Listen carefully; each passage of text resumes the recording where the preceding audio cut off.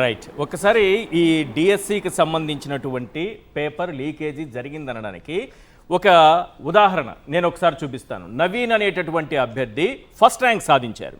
ఇతను ఎవరంటే ఈ క్వశ్చన్ పేపర్ని కంప్యూటర్లో అప్లోడ్ చేశారు. అప్లోడ్ చేసేటటువంటి వ్యక్తికి, ఆ బాధ్యతలు చూసేటటువంటి వ్యక్తికి ఫస్ట్ ర్యాంక్ వచ్చింది సార్.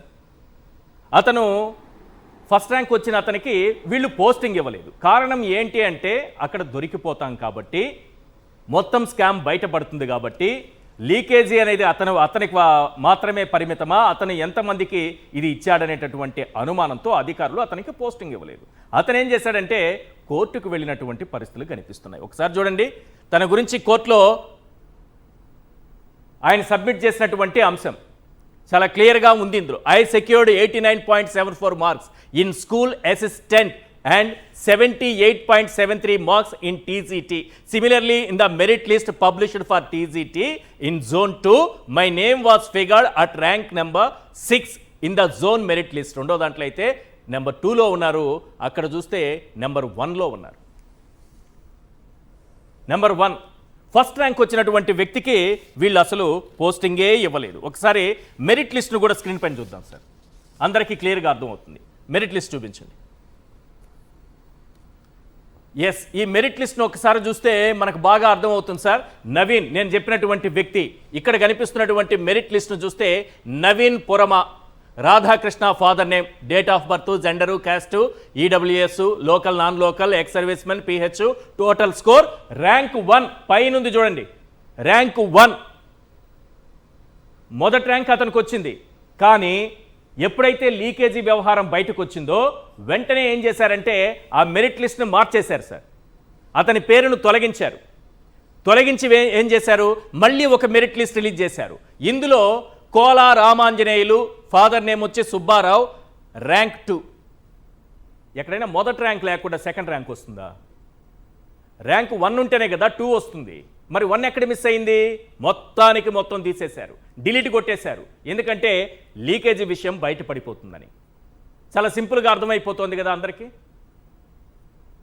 మీరు మొదటి లిస్టులో నవీన్ 1వ ర్యాంకు అతని పేరుంది.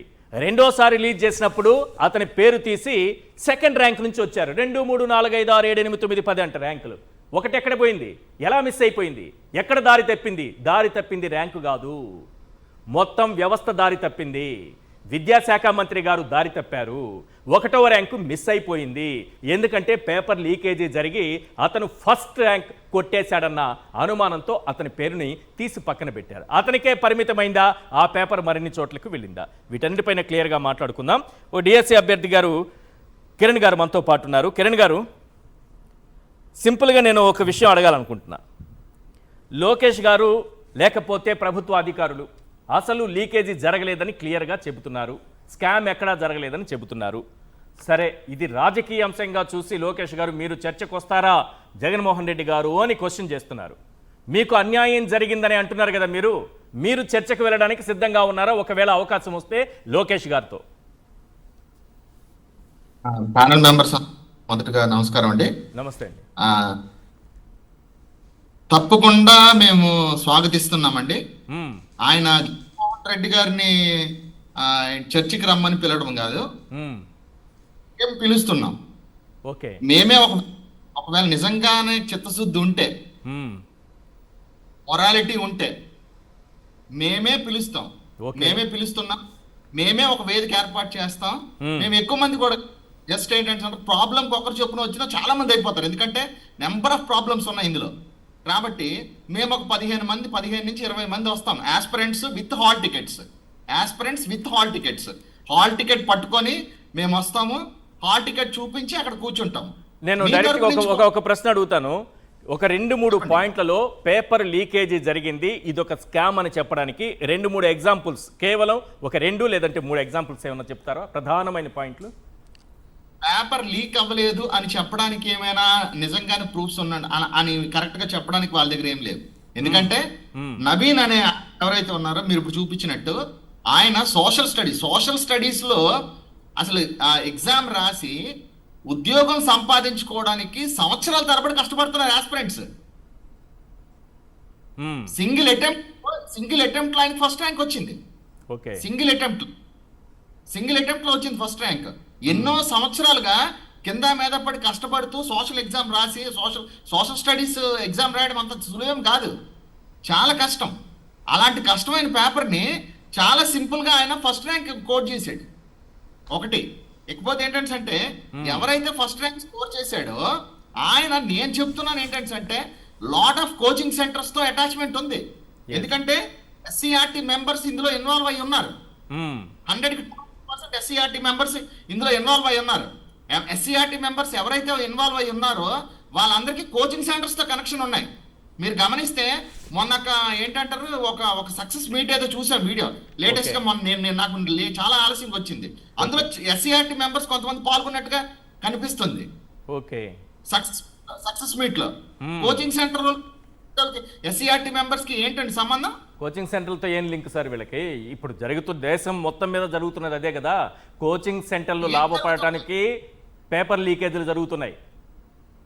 ఎంక్వైరీ జరిగితే నారా లోకేష్ కాదు, ఎంటైర్ ఆస్పెక్ట్ లో సీఎం గారు కూడా ఇన్వాల్వ్ అయి ఉన్నారేమో నా డౌట్. అదేంటి సార్ అంత పెద్ద మాట అనేసారు? 100% సార్. బికాస్ ఎందుకంటే అంటే నారా లోకేష్ ఎడ్యుకేషన్ మినిస్టర్ అని చెప్పి మనం చెప్తున్నాం. ఇప్పుడు ఎడ్యుకేషన్ మినిస్టర్ ఇప్పుడు మీకు నచ్చినట్టు మీరు ఏది పడితే అది చేస్తారా సార్? 2017 పాలసీ ఏది, 2018 లో ఏంటంటే గేమ్స్ పెట్టున్నారు కాబట్టి ఆ గేమ్స్ లో అవకతవకలు జరిగాయి కాబట్టి గేమ్స్ వద్దు ఓన్లీ ఎగ్జామ్ పెడతాము అని ఒకసారి అన్నారు. అవును, ఎగ్జామ్ పెట్టండి అని అంటే అలా పెట్టకుండా మళ్ళీ ఇంకొకసారి గేమ్స్ పెట్టారు. తర్వాత గేమ్స్ తీసేసి, ఎందుకంటే కంపల్సరీగా గేమ్స్ పెట్టాలి, ఎందుకంటే ఫిజికల్ టెస్టే చాలా ఇంపార్టెంట్ అని వాళ్ళే అదే గవర్నమెంట్, సేమ్ గవర్నమెంట్, ఇదే గవర్నమెంట్ అయితే ఉందో ఇదే గవర్నమెంట్ అన్నది గేమ్స్ ఇంపార్టెంట్, ఫిజికల్ టెస్ట్ కంపల్సరీగా ఉండాలి అని. మళ్ళీ ఇదే గవర్నమెంట్ ఏంటంటే ఫిజికల్ టెస్ట్ లేకుండా ఎగ్జామ్ కండక్ట్ చేశారు. ఓకే, అది కూడా ఓకే. ఇప్పుడు జీవో నెంబర్ 4 ఏంటి సార్? What it describes? ఇది ఏంటి జీవో నెంబర్ 4 ఏమని డిస్క్రైబ్ చేస్తుంది? ఇది ఎవరి కోసం తయారు చేశారు? ఎవరి కోసం? టాలెంటెడ్ పీపుల్ ని ప్రొక్యూర్ చేయడానిక? టాలెంటెడ్ పీపుల్ ని ఇందులో ఎగ్జిస్ట్ చేయడం కోసం జీవో నెంబర్ 4 చేశారా? ఓకే. సుప్రీం కోర్టు చెప్తుంది ఆల్రెడీ టీచర్స్ ఎవరైతే ఉన్నారో, టీచర్స్ వృత్తిలో ఎవరైతే ఇప్పుడు కొనసాగుతున్నారో, టెట్ రాయకుండా మీరు ఎవరెవరైతే టీచర్స్ కింద ఉన్నారో మీరందరూ కూడా ఎట్టి పరిస్థితుల్లో టెట్ రాయండి అని చెప్పి, టెట్ రాసి క్వాలిఫై అవ్వాలని చెప్పేసి సుప్రీం కోర్టు ఆర్డర్ వేసింది. ఆర్డర్ వేస్తే ఇప్పుడు అందరూ టెట్ కి అప్లై చేసుకున్నారు. టీచర్స్ ఎవరైతే ఉన్నారో డిఎస్సి రాసి డిఎస్సిలో క్వాలిఫై అయిన టీచర్స్ ప్రతి ఒక్కరు. స్పోర్ట్స్ కోటాలో టెట్ డిఎస్సి లేకుండా డైరెక్ట్ నియామకాలు జరిగిపోయాయి ఇక్కడ. ఇప్పుడు ఆల్రెడీ డిఎస్సి రాసి క్వాలిఫై అయిన టీచర్స్ ఎవరైతే ఉన్నారో వాళ్ళు టెట్ రాయాలని చెప్పి ఇక్కడ సుప్రీం కోర్టు చెప్తా ఉంటే, మన లోకేష్ గారు, మన ముఖ్యమంత్రి సార్ ఏం చెప్తున్నారంటే అంటే జీవో నెంబర్ 4 తీసుకొచ్చి ఏం చెప్తున్నారంటే అంటే మీరు రాయక్కర్లేదు, మీరు డిఎస్సి రాయక్కర్లేదు, ఏమీ రాయక్కర్లేదు, కానీ స్పోర్ట్స్ కోటాలో మీకు ఉద్యోగం ఇస్తాం. పోనీ ఆ స్పోర్ట్స్ కోటాలో ఉన్న వాళ్ళకైనా పర్ఫెక్ట్ ఇచ్చారా? స్పోర్ట్స్ కోటాలో ఉన్న వాళ్ళకి ఇప్పుడు ఫర్ ఎగ్జాంపుల్ నేను స్పోర్ట్స్ కోటాలో ఉన్నానండి, స్పోర్ట్స్ కోటాలో ఉంటే ద హైయెస్ట్ మెడల్స్ నేను సంపాదించాను అనుకోండి, వారికి ఇవ్వచ్చు. పార్టిసిపేషన్ అది కూడా కంప్లీట్ గా అన్ని కూడా అసోసియేషన్ సర్టిఫికెట్స్, పార్టిసిపేషన్ సర్టిఫికెట్స్ తో ఇచ్చున్నారు. ఒక స్పోర్ట్స్ కోటాలో జాబ్ ఇవ్వాలని అంటే మీరు ఒక స్పోర్ట్స్ కోటాకి సంబంధించిన ఒక సర్టిఫికెట్ సబ్మిట్ చేస్తే కాదు, దానికి సంబంధించిన సపోర్టింగ్ సర్టిఫికెట్ ఒకటి పెట్టాలి.